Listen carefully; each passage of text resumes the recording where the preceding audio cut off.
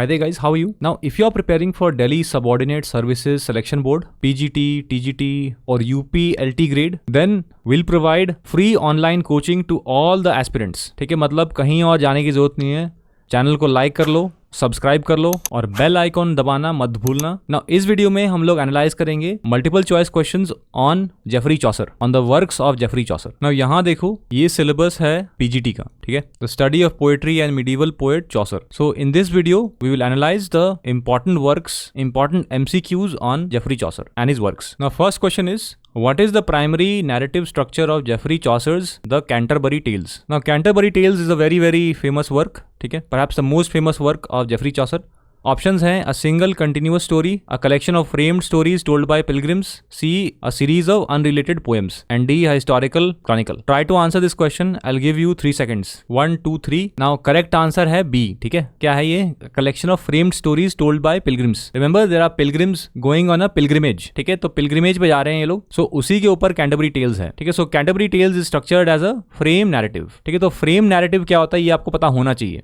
Where a group of pilgrims traveling to Canterbury. Now, Canterbury is the name of a place. Tells stories to pass the time. Each pilgrim's tale contributes to a diverse collection of narratives ranging from romance to fabulou, unified by overarching pilgrimage framework. This structure allows Chaucer to explore various genres and social perspectives. ठीक है, उसके बाद देखो next question. Which tale in Canterbury Tales is a prominent example of fabulou genre? Characterized by its humorous and body plot. ठीक है, कौन सा tell जो है, तो इनमें से ये जो टेल्स हैं ये बहुत फेमस टेल्स हैं. ठीक है, तो इन कम से कम इन 4 टेल्स के बारे में तो आपको पता होना ही चाहिए. तो इनमें से आंसर कौन सा होगा? And before I give you the answer, उससे पहले एक छोटा सा अनाउंसमेंट. अगर आप यूजीसी नेट की तैयारी कर रहे हो, then visit literaturemantra.com. We provide comprehensive coverage of the syllabus and prices are very very affordable. ठीक है, now coming back to the video. ठीक है, so what is the answer to this question? Answer है the miller's tale. Explanation देखो, the fabulou is a medieval genre of short comic and often risk stories. The Miller's Tale is a classic example featuring humorous and body plot involving a carpenter, his wife, and her suitors. Its earthly tone contrasts with the chivalric romance of the Knight's Tale, highlighting Chaucer's versatility in storytelling. ठीक है, तो fabulou है, आपको मतलब पता होना चाहिए इसका पहले तो. ठीक है, तो एग्जाम में ये भी पूछ सकते हैं. सो डेफिनेटली इसका मतलब आप समझो, और अगर आपको पता है तो कमेंट्स में लिख के नीचे बताओ. Next question, in the Canterbury Tales what is the destination of the pilgrims journey? यहाँ पे 4 प्लेसेस का नाम है, London, Canterbury, Rome and Jerusalem. ठीक है, अभी मैंने आपको बताया था एक्सप्लेनेशन के दौरान, अगर आपने ढंग से सुना तो आपको पता होना चाहिए. ठीक है, the correct answer is Canterbury, right, तभी तो नाम है ना कैंटरबरी टेल्स. ठीक है, so as I told you earlier that pilgrims in the Canterbury Tales are travelling to the shrine of Saint Thomas Becket. ठीक है, ये भी एग्जाम में पूछ देते हैं कि ये कैंटरबरी में कहाँ पे जा रहे हैं. ठीक है, तो एक श्राइन है ऑफ सेंट थॉमस बेकेट, वहां पे ये लोग जा रहे हैं. ठीक है, सो कैंटरबरी कैथेड्रल में जा रहे हैं ये लोग. So this pilgrimage provides a narrative frame for the tales reflecting the religious and social context of medieval England, where such journeys were common expressions of piety. ठीक है, जिस तरीके से इंडिया में अमरनाथ यात्रा होती है और भी बहुत सारे पिलग्रिमेज साइट्स हैं, उसी तरीके से इंग्लैंड में था ये. ठीक है, कम से कम उस टाइम तो बहुत फेमस था. Next question, which character in Canterbury tales tales the tale about 2 knights, Palamon and Arcite. ठीक है, 2 knights हैं, किस टेल में मतलब इन दोनों का मेंशन होता है? क्वेश्चन ये है. ठीक है, competing for the love of Emily. Now Emily is a princess, ठीक है, who and both of these knights fall in love with Emily. So which person is telling the tale or telling the story of these 2 knights and the princess? The squire, the knight, Franklin, merchant. Answer बताओ नीचे. See, the correct answer is the knight. The knight's tale is a chivalric romance told by the knight, a high-ranking pilgrim. The tale centers on Palamon and Arcite, 2 knights who vie for the love of Emily, exploring themes of love, honor and fate. Its elevated tone sets a contrast with the more humorous tales that follow. ठीक है, now उसके बाद देखो next question. What is the title of Chaucer's allegorical poem that depicts dreamers observing a parliament of birds choosing their mates? Now this is about not about Canterbury Tales but a different work of Geoffrey Chaucer. ठीक है, title है. What is the title क्या है? Where the poem that depicts the dreamers observing a parliament of birds choosing their mates. ठीक है, 4 works का नाम है. A. The Book of the Duchess, The Parliament of Fowls. C. The House of Fame and Troilus and Cressida. कौन से story में parliament of fowls होता है? नाउ अगर आप बेसिक कॉमन सेंस भी लगाओगे तो पार्लियामेंट ऑफ फाउल्स अगर है तो टाइटल में ही यहाँ पे है, तो ये हिंट तो आपको पहले दिया हुआ है. So the answer is B, parliament of fowls. ठीक है। The parliament of fowls is a dream vision. इसको भी नोट करना बिकॉज इससे भी सवाल आ सकते हैं। Dream vision poem where the narrator witnesses birds debating their mates on Saint Valentine's day, symbolizing love and choice. This allegorical works reflects Chaucer's engagement with philosophical and romantic themes, distinct from this his other work, other dream visions like the Book of the Duchess. ठीक है, dream vision ये भी है, but जो correct answer है वो ये है। ठीक है, यहाँ इसी वर्क में पार्लियामेंट होता है फाउल्स का मतलब birds basically sit down in a group like we do in a parliament and they discuss many things. ठीक है, तो इसीलिए पार्लियामेंट ऑफ फाउल्स नाम है। Next question, which work served as the primary source for Chaucer's Troilus and Cresside? A. Dante's Divine Comedy, B. Boccaccio's Il Filostrato, C. Ovid's Metamorphoses and D.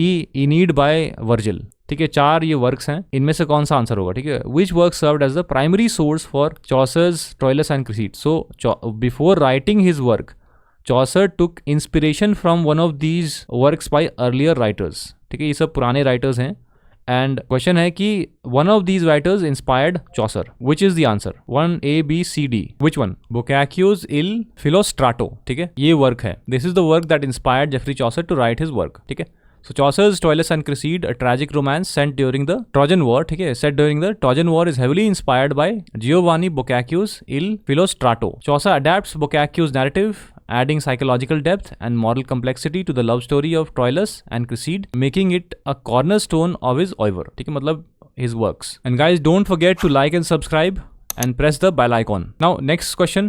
Which tale in Canterbury Tales emphasizes the theme of patience and submission through the character Griselda? ठीक है, किसके tell में ये है ये? ठीक है, emphasizes the theme of patience and submission through the character Griselda. A.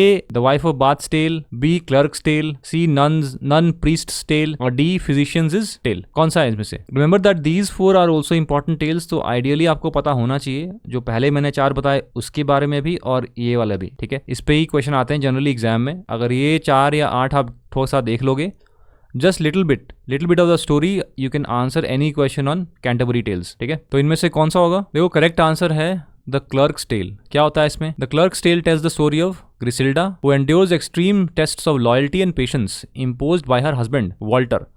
The tale, drawn from Petrarch and Boccaccio, explores the themes of obedience and virtue, sparking debate about its moral implications among readers. ठीक है, तो याद रखना। Next question, what is the primary theme of Chaucer's The Book of the Duchess? Theme क्या है? So थोड़ा बहुत आपको चॉसर के अलग डिफरेंट वर्क्स के बारे में पता होना चाहिए। तो इसमें बस ये पूछ रहा है थीम क्या है, not the story line but theme क्या है? A. Romantic love, B. Mourning and loss, C. Political satire and D. Religious devotion. इनमें से कौन सा होगा? B. Mourning and loss. ठीक है, मोर्निंग क्या होता है? When we grieve the loss of somebody. तो the book of the Duchess is a dream vision poem written as an elegy likely for the Blanche of Lancaster. ठीक है, basically हुआ क्या था कि एक राजा की रानी थी, शी हैड पास्ड अवे, तो उनके याद में चॉसर ने ये किताब लिखी थी। ठीक है, the book of the Duchess. The narrator encounters a grieving knight, ठीक है, symbolising mourning and loss, and the poem uses allegory to explore grief, making it one of Chaucer's earliest major works. ठीक है, now next question, which character in the Canterbury tales delivers a prologue challenging traditional gender rules and discussing marriage and sovereignty? Delivers a challenging traditional prologue challenging traditional gender rules and discussing marriage and sovereignty. ठीक है, Canterbury tales पे बार बार question इसलिए आ रहे हैं because सबसे important यही वाला work है, बाकी इंपॉर्टेंट वर्क नहीं है। बाकी मैं थोड़ा बताऊँ, अगर आप जानते हो तो आप क्वेश्चंस कर सकते हो। ठीक है, सो इनमें से कौन सा होगा? A. The prioress, B. Wife of Bath, C. The second nun and D. The cook. The correct answer is the wife of Bath. ठीक है, because the wife of Bath is the one who is very very unconventional. ठीक है, she has already had 4 to 5 husbands. तो उन दिनों अगर कोई lady जो है 4 से 5 बार शादी कर रही है, तो आप समझ सकते हो कि मतलब कितना ओपन माइंडेड होंगी वो। Without commenting on the morals of her actions, but she must be open-minded, right? The Wife of Bath's prologue is a bold exploration of marriage, gender dynamics, and female sovereignty. Our character, Alison, ठीक है, Alison is the name of the wife of Bath. अब बात क्या है? Bath is a name of place. ठीक है, तो Alison draws on personal experience to challenge patriarchal norms, making her one of Chaucer's most memorable and subversive creations. ठीक है, उसके बाद देखो last question, what is the name of Chaucer's incomplete work that explores the nature of fame and fortune through a dream vision? So incomplete था इनका work, एक particular work, ठीक है, but it explores the nature of fame and fortune through a dream vision. कौन सा इनमें से? The legend of good women, B. The house of fame, C. The Romaunt of the rose and D. Anelida and our site. कौन सा होगा उनमें से? The correct answer is The House of Fame. ठीक है, The House of Fame is a unfinished dream vision poem where the narrator explores the capricious nature of fame and fortune, guided through a fantastical journey. Poem reflects Chaucer's interest in classical and philosophical themes, though its abrupt ending leaves its full intent unclear. ठीक है, तो मतलब story है but abruptly ये खत्म हो जाता है. मतलब Chaucer was not able to complete this story. ठीक है, that is why it is a incomplete work. So guys, remember, if you are preparing for DSSD triple SB, then definitely like and subscribe this channel because we will provide free guidance to everybody. और अगर आप UGC NET की तैयारी कर रहे हैं English की, then I suggest you aim for high quality classes and comprehensive coverage. ठीक है, and we provide both of it. Affordable rates, comprehensive coverage.